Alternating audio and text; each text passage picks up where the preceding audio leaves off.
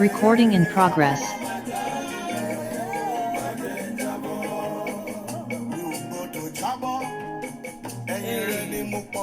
Bàbá dáadáa. Mi ò gbọ́dọ̀ jábọ́, ẹ̀yìn rẹ ni mo lúgọ sí o. Mi ò gbọ́dọ̀ jábọ́, ẹ̀yìn rẹ ni mo pọ̀n sí o. Ọlọ́run àánú. Mi ò gbọ́dọ̀ jábọ́, Mi ò gbọ́dọ̀ ẹ̀yìn rẹ jábọ́. ni mo lúgọ sí o. Àní mástà pọ̀mọ́ mi yẹn o. Mọ̀ mí. Ikú òǹdó wà lẹ́yìn ẹ bàbá. Mástà pọ̀mọ́ mi yẹn o. Mọ̀ mí. Ọlọ́yẹ.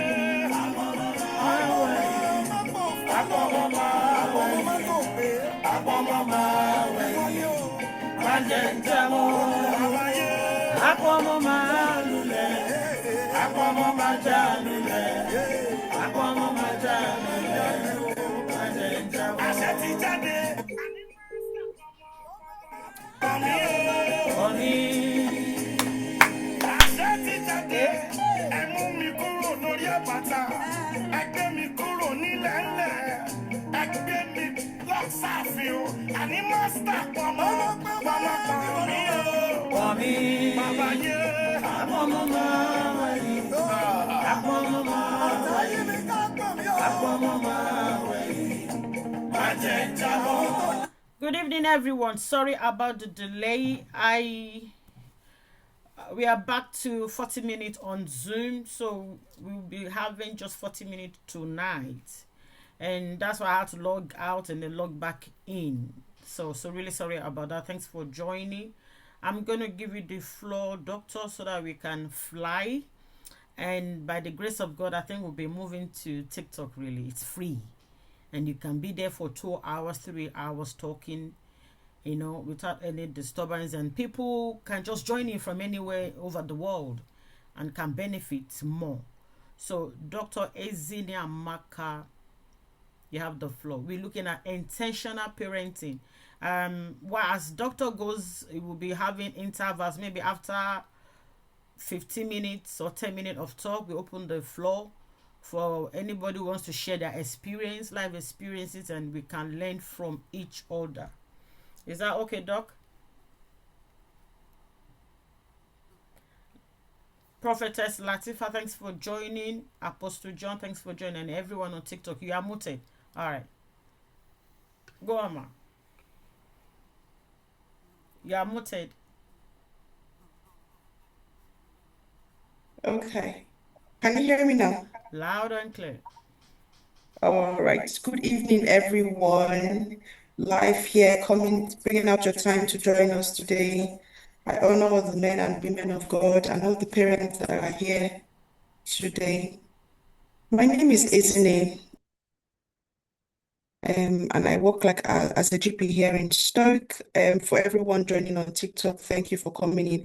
And today we're talking about a very interesting topic, intentional parenting. And I'm a parent myself. Sorry, I feel like I'm lagging, but can you hear me clearly? Yeah, you are audible. Right. Thank you, sir. So I'm a parent myself. I'm a mother. I have 3 children. So the first is 16, 12 years, and 10 years old. They're all boys. It's been an exciting experience. I think that's the most rewarding and most challenging tasks. I don't want to call it a job, task I've ever embarked on. I've been privileged to have, because you'd never sign out. You're on call. You're on duty 24 hours. So it's 24-hour shifts being a parent, and you never retire from it. And by God's grace, our children will outlive us. So it's something we're going to do from the day we start till we pass on. We're going to parent. It's rewarding, but then I've seen a lot of people who are very bitter. They are very angry that their parents. I've seen some, because I look very young, I hope. When some people say they don't know that I have children, and then I saw this somebody who said, and he told me, we're talking about his children, and he told me that no matter what I do in life, I should never have a child. That's the worst thing he has ever done. And then I was like, oh, this advice is coming 16 years too late. that are so we're going to be looking at intentional parenting from the point of when it gets stressful, when it gets draining, when it gets tiring. You love them, but they are stressing you out. And I'm going to do this as a Q&A because I believe most of us here are parents or parents to be for our biological children, for other people that are under our care. It's going to be like a Q&A session. So everybody can really contribute and we can learn from one another. I'm not an authority in parenting. I'm just privileged to have experience. In my role, I also get a lot of parents, a lot of people. And in my church, I'm also serving the teenage church. So I'm surrounded by a lot of young people. Yes. So this, I'll just be presenting from this slide. And my slide showing now. It says double click. Yeah, it's showing. Okay. So we'll do it as a Q&A when you're tired, because that's something that I've seen a lot with, especially those of us that are immigrants to the UK. It can be very draining when you're parenting without help, without you're doing everything. You're going for school runs, you're going for all the school activities, and you're still working very long shifts. And I find a lot of parents are tired, even especially those of them that have had issues with social services. It now makes them step back. It makes them feel like, oh, I don't have any authority, I don't have any say over these children. I want to correct them, but I'm scared. I don't know when I'm going to be crossing the line. So we'll be looking at this Q&A from that area. Okay. Titled, I am tired, but I still love them. What do I do? And this happens to fathers, this happens to mothers. It's not unique. So maybe women may be more expressive, but men too also cry in secret. This person, like I said, I was talking to was a man, and he sounded so bitter about the whole experience. It's a rewarding experience, no doubt. But how can we be more intentional about the challenges that we face? And the first question I'll be asking here is a common one. So you enter your children's room. Oh my word. You're starting from a very, very good place. And it's chaotic. Sometimes you don't even know where to put your leg. The floor, the bed. And you're like, how is a human being sleeping inside this room? So please, let all of us please unmute our mics as we can and share. What do you do? What have you done as a parent to try to get children to tidy their rooms? Now, this doesn't just happen to the 2-year-olds, even the 16-year-olds, 20-year-olds. I've gone to, there are some people you get enter their room, you can't even sit down, even the whole bed, the whole mattress, all occupied with all sorts of things, clean clothes, dirty clothes, wet clothes, shoes, all of them are all wrapped together. So how have you handled this? Please, let's have a I'm going conversation. to start from me. I have this challenge more as them being teenagers, and it does my head in. I'm sure it does every parent's head in. But what I do is I put my feet down. That I give you 10 minutes to fix this up.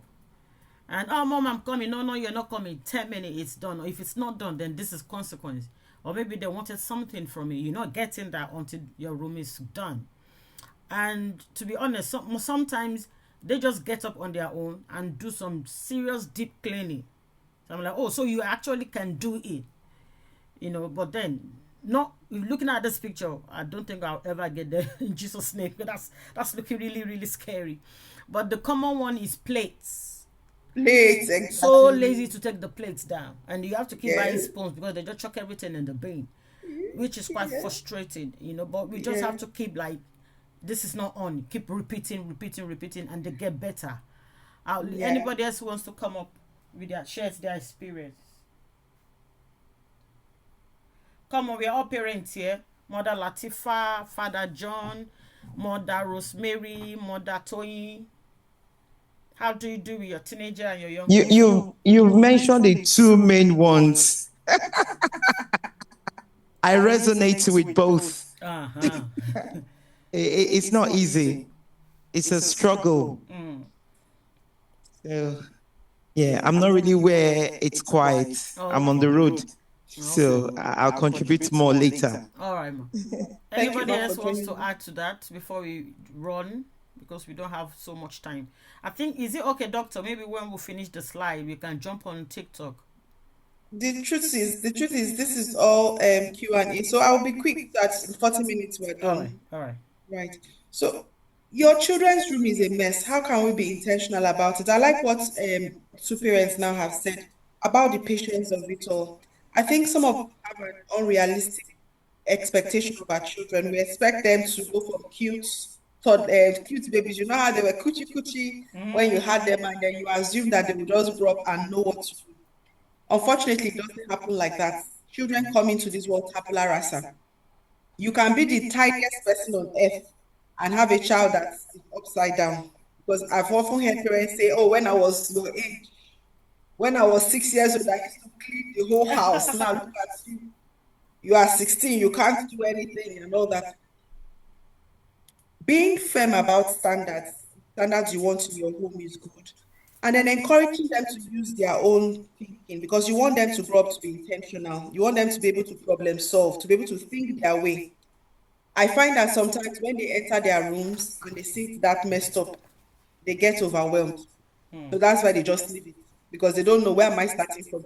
You're an adult, you've done a lot of packing, so you know how to, okay, I'm starting from up. I tell my children, start from top to bottom. That's the word we use in this now, top to bottom. So I've created a formula. So it's about leaving them to sit down. Sometimes what I've done with my children with paper and biro, for them to sit down and write down. What am I trying to do? I'm trying to train them to think. Where should I start from? Where should these shoes be? Where should books be? Where should this and that be? And then patience. You will talk, if you have not said something 1,000 times, you have not started. And you will repeat class. So you do it for the first born, you do it for the second born, you will do it for the third born. There's no running away from it. And one thing I've learned is that parenting will build you as a person. I wasn't somebody that I'll consider myself patient by my temperament. The parenting has taught is teaching me patience. And to be fair, my children have really improved. Before, their rooms were worse than this. But these days I can put my leg in many places. They've really improved. They're not where I want them to be, but when they're also improving, we need to acknowledge them that they are doing well, Very important. because it will also build their self-esteem. Okay, so let's look at this second scenario. My slides, okay, move. Your children are hanging out with the wrong crowd. This is a common one. Depending on where you live in town, this may even be more likely that your children may end up hanging out with the wrong crowd. Is there anything we have done to try to influence the friends, the kind of friends that our friends, our children, whether they are 3 years old or they are 13 years old? Because Come on, what we're people. discussing Let's talk. across. Let's talk. Let's get this rolling and interactive. Apostle, can you talk where you are?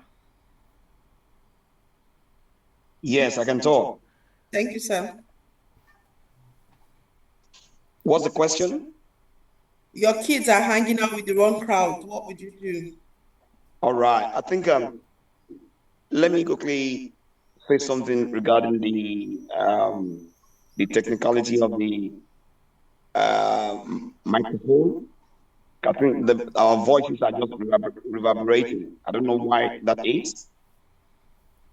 I can hear myself. Yeah. I'll see Aha. what I can do about it, but I can hear you clearly, though. All right. Yeah. Right. Thank you so very much, Dr. Ezine. It's been a very wonderful evening and time. There are three noble calls. The first noble call is a call as a parent, a call as a king, and a call as a prophet. So, in our calling as a parent, when we see our children going out with unreasonable elements, or people hanging out with those that are not meant to be hanging out with, we need dialogue and prayer. Because one is for us to talk to a child, and the other is for a child to listen. So, speaking from the office that I'm operating from, once that is seen in the physical, after the dialogue, then the next thing is to take it back to the Lord and speak concerning the situation. And I believe through that, both will synergize each other, and the child will then be able to come off whatever association he or she is having with the party that we don't want to see them with.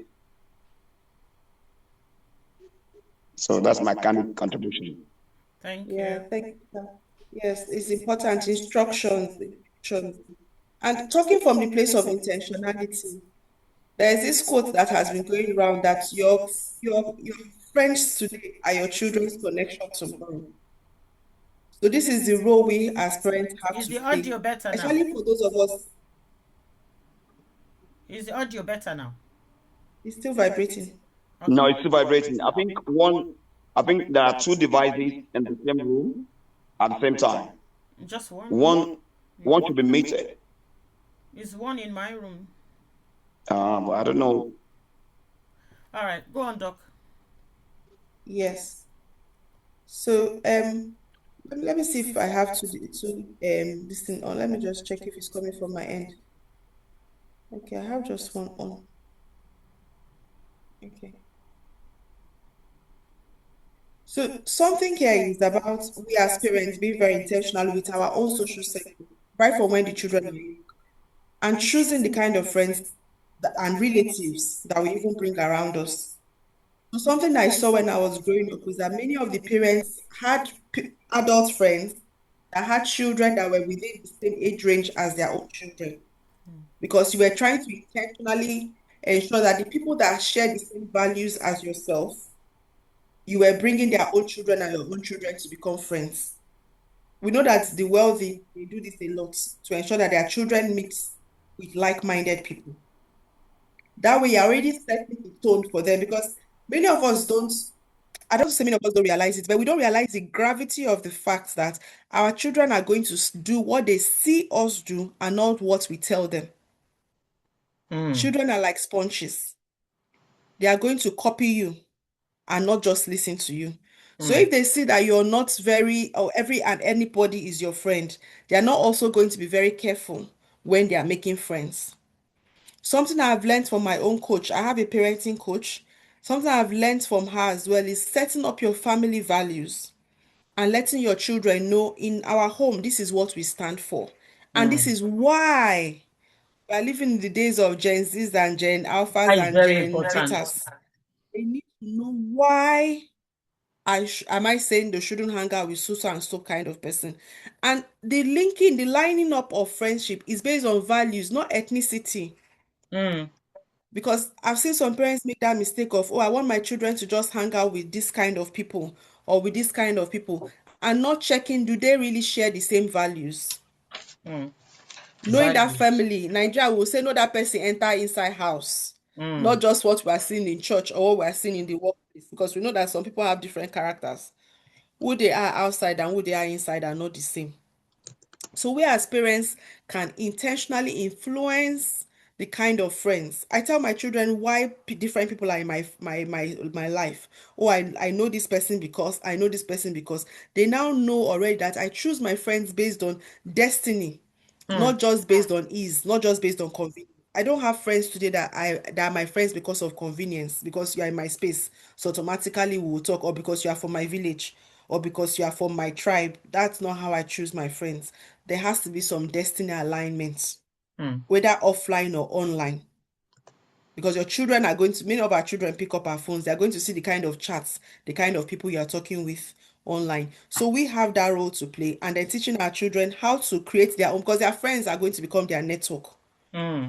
What value is this person bringing to your life? Likewise, what value are you bringing to this person's life?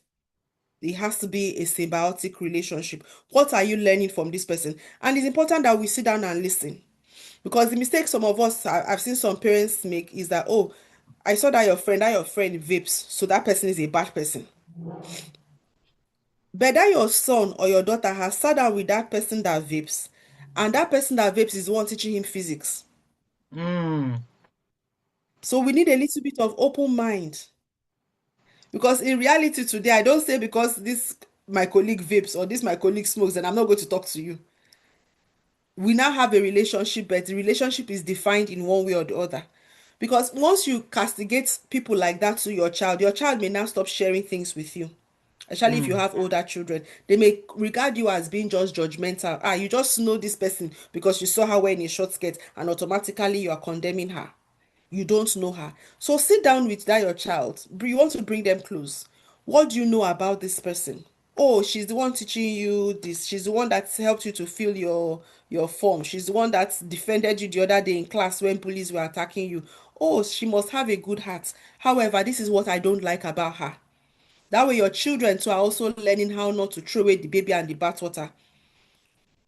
Because in as much as I believe many of us here are Christians or Muslims, and we believe in our religion, and there are certain things in our religion that or our faith that don't do this, don't do that. We don't want our children to just decide that, oh, because this person does this and that, then I should never talk to the person. Your child may just grow up and become very socially awkward, which happened to a lot of church people in our own generation. A lot of church people in our generation are very awkward socially because they were brought up to, once you see someone doing something bad, then totally knock that person. And your child, if your child is an independent minded person, that person is going to maintain that relationship behind closed doors because they know the value of that relationship.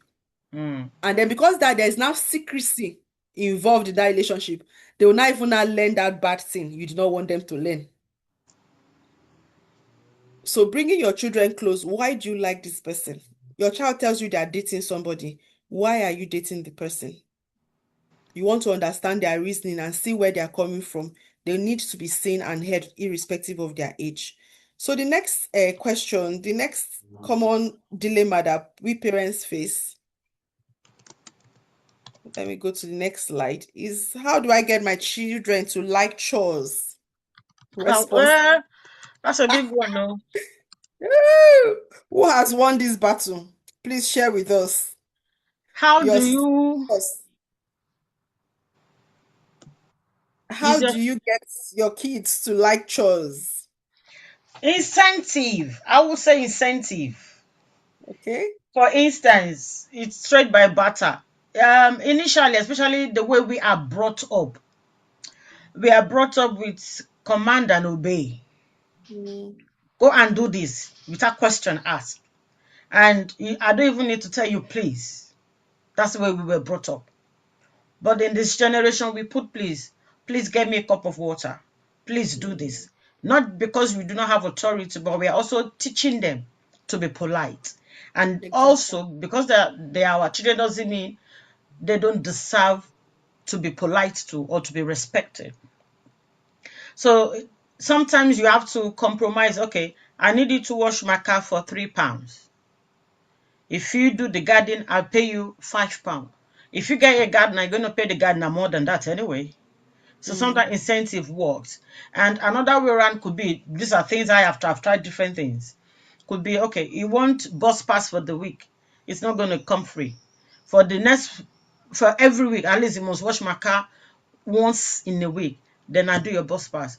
And it's like, okay, yeah, that's the deal. So that works. And another one is making them understand that if I ask you to do something, it's because I'm teaching you. If you do not learn to do it now, you're not going to be able to do it on your own. You're going to struggle. So doing it now is not punishment. It's part of education. Thank you. exactly, exactly. I think those are very powerful things. I like something you said. You said you've tried multiple things. And I'm just emphasizing this to encourage parents that are here that many times you're going to try many things. Some of them will fail. Some of them will work for 1 week and then start failing. So we need perseverance. We can't do parenting without perseverance. We can't do parenting without patience. And the other thing too, which is a tool that I have used a lot in my home, is letting the children know that I'm teaching you this thing for your own good. My children have seen me clean every part of this house. I can do the dishes if you don't want to do it. I can go and wash the bathroom if you don't want to do it. But I need you to learn it. Especially in this environment where things are expensive, like cooking. My children cook. All of them cook. I'm a queen in my house. They serve me breakfast in bed. Mm-hmm. They Very made me, correct. they made me very lazy. And I purposely trained them that way. You know why? In this country, one of the reasons why many people go into credit card debt is food. Hmm. Ordering things on Uber Eats. There's Klarna for food. You can buy one pizza and pay over 3 months. Can you imagine Oh, that? wow. So imagine your child doesn't learn how to cook. I tell my children that this thing I'm teaching you is a money making strategy. Hmm. Because when you talk about money, their ears go up. Because if you don't learn how to cook, imagine, and I show them budgets. Imagine you are buying 20 pounds food every evening. How much would you have at the end of the month when you are working and you're earning 2,000 pounds, 3,000 pounds? And you're spending 10, you spend 5 pounds on coffee in the morning, in the evening, you spend 10 pounds buying fish and chips or whatever you buy. You'll be broke. Hmm. So it is good. When we finish making food, like this afternoon, we made some stew. I broke it down to them. This is how much I've spent on this pot of stew. It's going to last us for the next 2 weeks. If I had bought takeaway, we would have eaten this same pot of stew in one day. So we are engaging them to Hmm. see the reason why. As they start cooking, there's something my father did for me when I was a little girl. Remember the first day I cooked jollof rice? Jollof rice had multiple colors. Oh, no. The topmost part of the rice was white. Oh, wow. I didn't know because the first food I learned how to cook was beans. I know beans, you don't turn it when you are Oh, my boiling. So I goodness. thought jollof rice too would be like that. I did not turn it. Oh, So no. mine was my coat of many colors. And my mom entered the kitchen and was screaming and screaming because it was a big pot of rice I had cooked. So to her, the food was wasted. And my dad carried that food that day and ate it as if he was eating in a hotel presidential. And that thing he did encouraged me.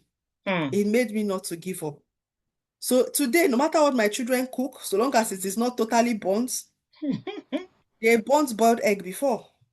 Everybody will eat it like that. We eat it like that.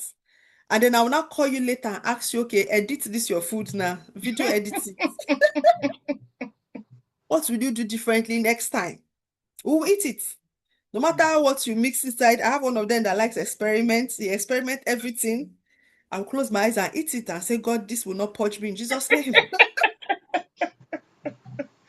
And now all of them are cooking very well. Jollof rice. The only thing I've not let them cook on their own before is soup, but every other thing they can make it by themselves. Or the little one, the youngest one, I don't let him fry with hot oil. So engaging their brain, their prefrontal cortex, the why. Incentives too can help. I don't generally give them incentives for cleaning the house because as an adult, nobody's going to pay you for sweeping your house. You are doing Hmm. yourself a favor. So, but in other things, yes, you may decide that, okay, this your child needs pocket money, and you're going to not just give them pocket money for free, you're going to tie it to a chore to let them see. They say a lot of children too during summer going to wash people's cars and getting money from it. Now start with my own car and start practicing how to wash car. Hmm. Start with the backyard and start practicing how to garden because tomorrow you can use it as your side hustle while you're in school and make quick 7K, 7 pounds, quick 10 pounds to buy yourself bread and milk and eggs for your meals. It's not going to be an easy thing. I think we've all agreed on that. It's going to take time. We need to be very patient with them. We need to be kind towards them, not expect them to get to our standard. Even now, when my mother cleans my house, when my mother visits and she cleans my house, it's better than my my own cleaning. So this thing is in grades and is in levels on cleaning. All righty, let's move on. I'm happy we have a man in the house here because this is the cry of almost every African woman. There are only few African women that I have not cried this cry. And in fact, it's one of the contributors of marital disharmony, of divorce in this climate. I wish my husband was more hands-on with the kids. A lot of women feel overburdened Did with you the pause body. your screen sharing? Okay, okay, that was All an right. error. Yes. A lot of women feel overburdened with the responsibility of parenting. Hmm. I know it is not so in every home. I know it's not so in every home, but in many homes, the job of parenting Majority. somehow has been left for the woman. It's the woman that has gets all the school letters. She's the one that knows which day is pajamas day, Hmm. organizing school exams for the children, taking them to the doctors, to dentist appointments, and the husband is just there that I've given money for food. Mm. So how can we ensure, because children need their fathers, a boy needs his father. I go to the field and your son will always copy you. I remember when I was when my Have 10 son, more minutes, doctor. yes, I remember when my son was much younger, anytime he removes his socks, he will put it inside his shoe because that's what he saw his father doing. So no matter how the thing I was telling him, stop doing that, that is what he saw his father doing and that's what he copied.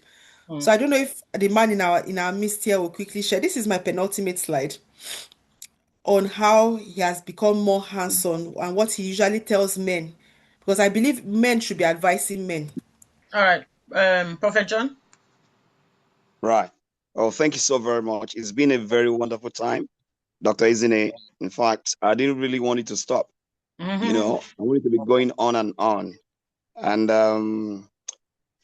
you see, there's this norm we have in our society, especially in this part of the world, that we see ourselves as mostly African men not being all that available, thinking we can only relinquish every assignment to mothers. It's not. There must be synergy between the mother and the father. Personally, in my children's school, I have three girls by the grace of God. I am well known in their school than their mother. They know me quite well in their school, than their mom. Why? Is because that's what I've seen my father did. Mm. You can't give what you don't have. Mm. So either to, I'll tell you, their colleagues, their schoolmates normally look forward to the time that I'm going to come for um, school runs, or sometimes to go on what do we School normally go trip. for now? School trip. Oh, Deborah, is your dad coming? Let him come, because whatever I do to my daughters is what I do to their colleagues. So there's this sense of them looking forward to see me coming, even their teachers.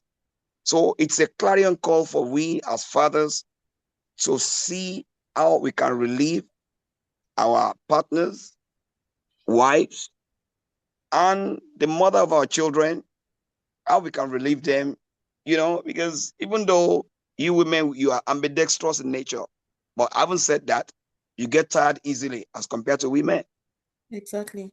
So we need to really throw in our weight behind our partners or our wives, or however it is, so that they too can feel relief and the children can see themselves growing up with both parents and with equal parental responsibilities.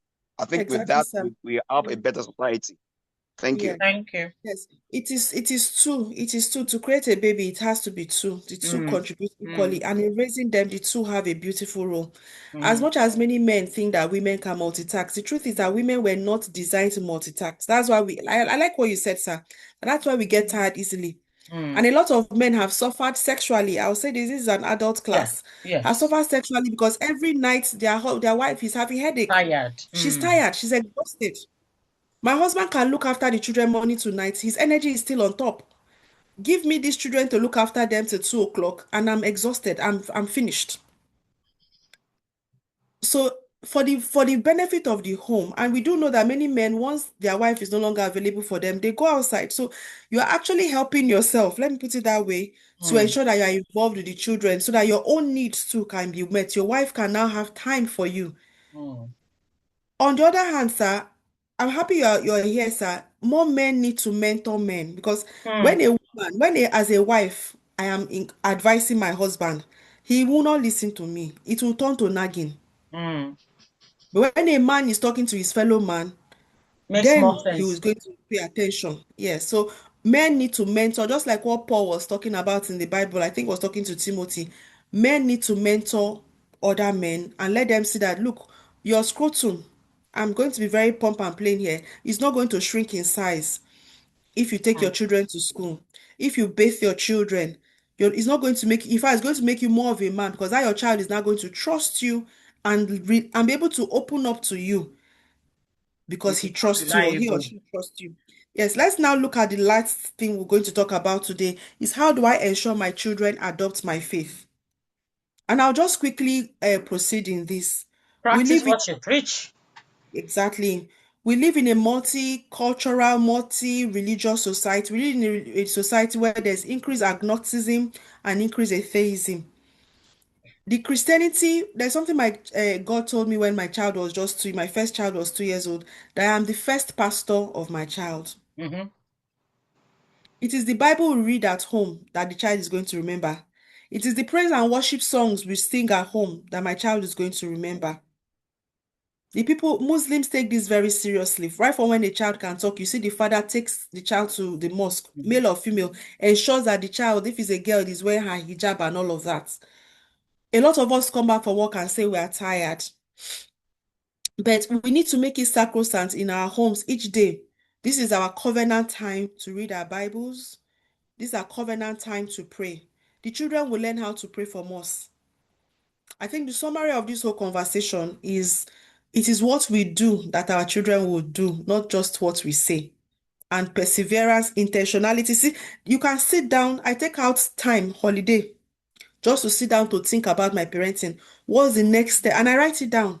For this, my first child, this is with this we're going to work on. For the second one, this, because all of them are different. Mm. For the second one, this is what we are going to work on. For the third one, this is what we are going to work on. And then I take them out on dates. Each of them will gist, as they're eating the food, we're gisting, then I'll now chip it in. Look at this area, look at this area, look at this area for all of them, because their challenges are all different. And then ensuring that you praise them where they are getting things right. Thank you very much, Thank everyone you that very has much. come here. Anybody wants to chip in? We have 3 more minutes. Doctor, thank you very much. We're still coming back on parenting because it's quite large, but we're going to be going on TikTok. So we can sleep there if we like. Anybody wants to share their experience? Anything with us at all? Come on, we have grammars here. Apostle John, how can we get more men involved? Oh, thank you so very much.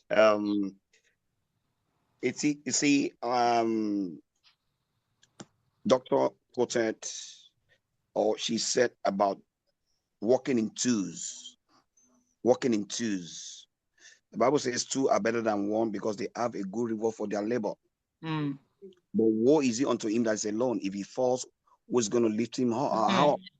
And his father said, this is a three chords that can never be broken. And I've said earlier, you can't give what you don't have. Mm.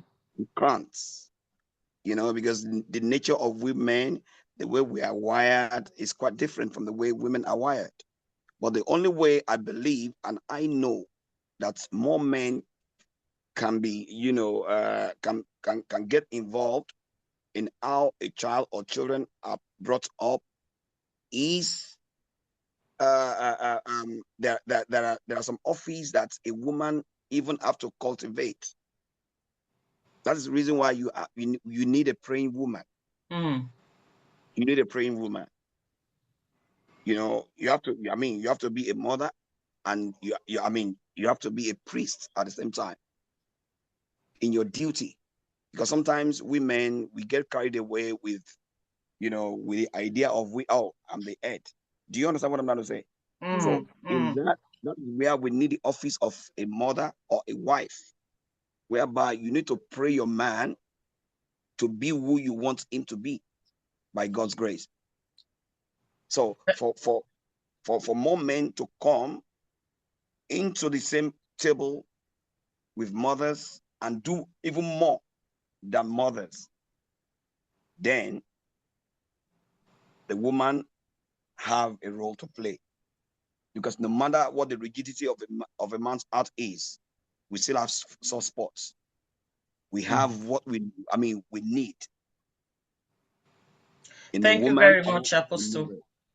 You're Thank you very welcome. much. As nice as what you have said sounds, I'm going to say, what about we actually choosing right from the scratch so that we don't have to pray so much?